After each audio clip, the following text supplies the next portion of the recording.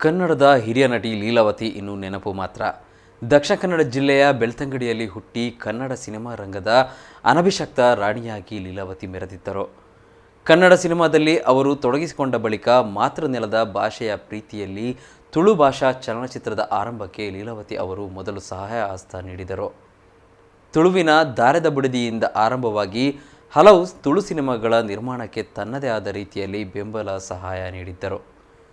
ತುಳು ಭಾಷೆಯ ಎರಡನೇ ಸಿನಿಮಾ 1971ರಲ್ಲಿ ತೆರೆಕಂಡ ದಾರದ ಬುಡದಿ, 1972ರಲ್ಲಿ ತೆರೆಕಂಡ ಪಗೆತ್ತ ಪುಗೆ ಹಾಗೂ ಬೀಸತ್ತಿ ಬಾಬು, 1973ರಲ್ಲಿ ತೆರೆಕಂಡ ಯಾನ್ ಸನ್ಯಾಸಿ ಆಪೆ, 1976ರಲ್ಲಿ ಬಂದ ಸಾವಿರಡೊರ್ತಿ ಸಾವಿತ್ರಿ, 1981ರಲ್ಲಿ ಭಾಗ್ಯವಂತೆದಿ, 1983ರಲ್ಲಿ ಬದ್ಕೆರೆ ಬುಡ್ಲೆ ಹಾಗೂ 1984ರಲ್ಲಿ ದಾರದ ಸೀರೆ ಸಿನಿಮಾಗಳಲ್ಲಿ ಅದ್ಭುತವಾಗಿ ಅಭಿನಯಿಸಿ ತುಳುನಾಡಿನ ಮನಸ್ಸು ಗೆದ್ದವರು.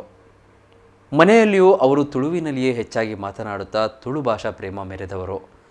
ಪ್ರತಿ ಸಿನಿಮಾದಲ್ಲಿಯೂ ತನ್ನ ಅಭಿನಯದ ಮೂಲಕವೇ ಮನಸೆಳೆದ ಲೀಲಾವತಿ ಅವರು ಕರಾವಳಿಯಲ್ಲಿ ನಡೆದ ತುಳು ಭಾಷಾ ಕುರಿತಾದ ಕೆಲವು ಕಾರ್ಯಕ್ರಮ ತುಳು ಸಿನಿಮಾ ಸಂಭ್ರಮದಲ್ಲಿ ಹಿಂದೆ ಭಾಗವಹಿಸಿದ್ದರು.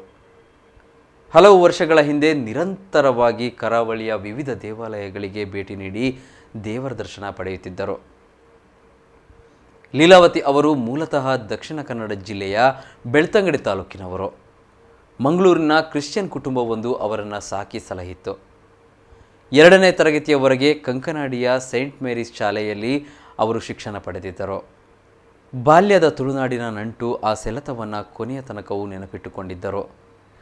ದಕ್ಷಿಣ ಭಾರತದ ಚಿತ್ರರಂಗದಲ್ಲಿ ತನ್ನ ನಟನೆಯಿಂದ ಕೋಟ್ಯಾಂತರ ಅಭಿಮಾನಿಗಳನ್ನು ಸಂಪಾದಿಸಿದ್ದ ಹಿರಿಯ ನಟಿ ಲೀಲಾವತಿ ಅವರು ಇಂದು ಮರೆಯಾಗಿದ್ದಾರೆ.